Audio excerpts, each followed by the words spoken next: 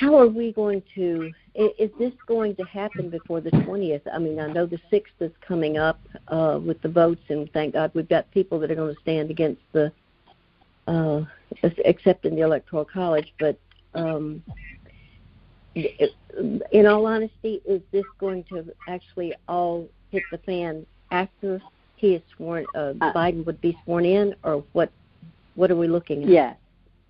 It's actually hitting today in Italy, and we're taking those articles and getting them to everyone here. And I was supplying documentation to Peter Navarro and others throughout the middle of the night as I was getting them. So we are giving them the evidence. I just received a call from one of Jim Jordan's staffers requesting the evidence.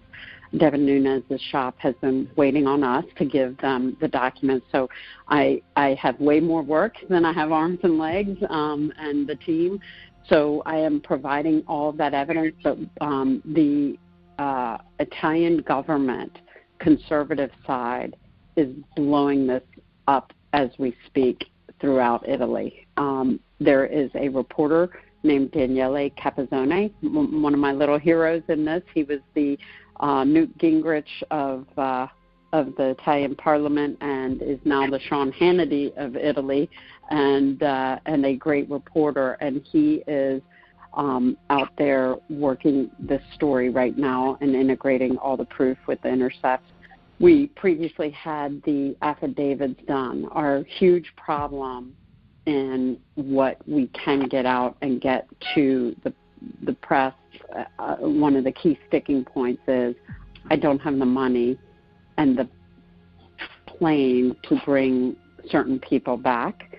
And we are trying to work on a government solution as we speak on that. So now that things are progressing, it's my hope that I'll be going to resolve some of that this afternoon. And it's just a matter of waiting on Italy to actually get that article and the proof out, and then the White House knows already who we have and what we need, and Mark was reaching out to SecDef to help make this happen.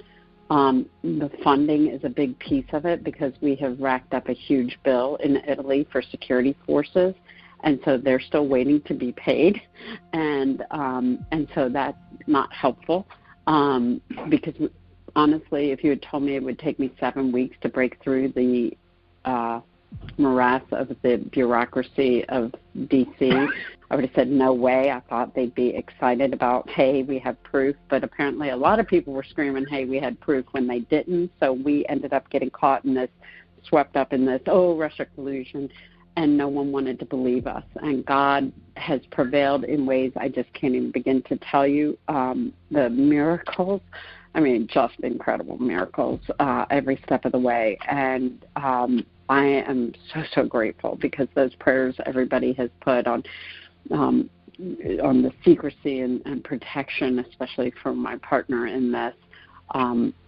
She went totally unseen going through areas that she should have been seen and picked up, and it didn't happen. They had more security, and they're looking for her.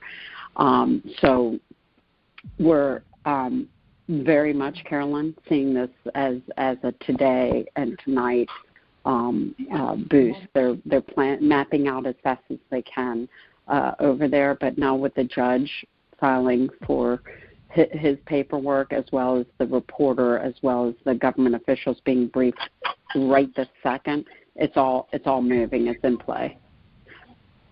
The affidavits are key, obviously, so I'm still waiting on word on when the affidavits will come and how quick we can get the plane and get the people. But for right now, this is the evidence that they needed. I reviewed the Washington documents. They had me review and try to provide evidence because I reviewed their slides that they gave to Cruz and others to present. And honestly, I was shocked at how lackluster their evidence was. And they're sitting there yelling at me, get proof, get proof. And I'm like, if this is all you guys have, we're in trouble. So I'm very grateful that we now have the assistance of the folks abroad that are handing everything over. So I have requested POTUS to request these documents, but because of the State Department interference and our government agencies that have interfered, we have had many issues in that regard. So that's made it very difficult for the White House, and I feel so sad for the president because of how bad the betrayal was. So it's a lot. It's a lot for him to learn, and it's made it difficult to solve some of the problems because they're constantly working against him. Other questions? Yeah, yes, I have a question, Maria. This is Debbie Georgatis. I would love to ask you this. I'm in Dallas, Texas, and I host the conservative talk show America Can We Talk, and I've had Sidney Powell. Yeah, love it. Okay, thank you. I would love, my show is at 3 p.m. Central Time here in Texas, so 4 p.m. Eastern, and I, number one, would love to know if everything you're talking about today can be talked about in the show, and then number two is, are you available or someone you would designate to talk about this even today on the show at 3 o'clock? Great question. Let me double check because I'm trying to get meetings with Rudy and Mark, and so really that's my number one priority. But I promise you I will try to do your show as soon as I can. So let me get back to you on that, okay? I'm thrilled with everything you're doing. I've been following this, as I'm sure everyone on this call has, extremely closely. It is just the most astonishing attempt. It's an election as a coup, or coup as election, and I'm thrilled for all the work you've done. And I'm not sure how much the American public can tolerate. It's easy to say that theft happened through Leonardo and a couple guys loading it, but once you unveil the rest of it, I'm not sure that will go very well. And so we believe that one piece should be the first shoe to drop. Where is Trump in all this? And the finances, are they coming from him? I have not received any financing. The family, some of the guys were very scared. This is Russia collusion. You haven't shown proof. And they keep saying no proof, no proof. And so with grave risk, we are pulling it out right now. There will be people who are in harm's way, Maria, and I'm not sure some of them are going to make it. And it breaks my heart because I begged some of the people around Rudy to not force us in the way they are. And some of the young folks feel like it's, hey, we need this now. And I'm like, people will die. And they go, we don't want to hear that. And I'm like, wow. The president, he only knows a small part of this. Thank God Marla and Tiffany have been with us in trying to help educate him. They have asked that he meet with me.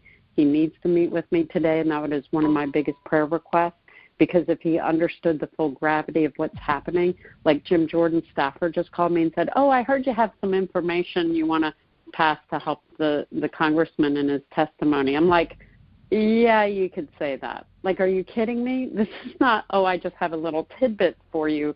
It's the whole enchilada. And so the president is in a situation where he's having to field internal battles in the White House, and it's not been pretty. And now it's all about the subject of Italy.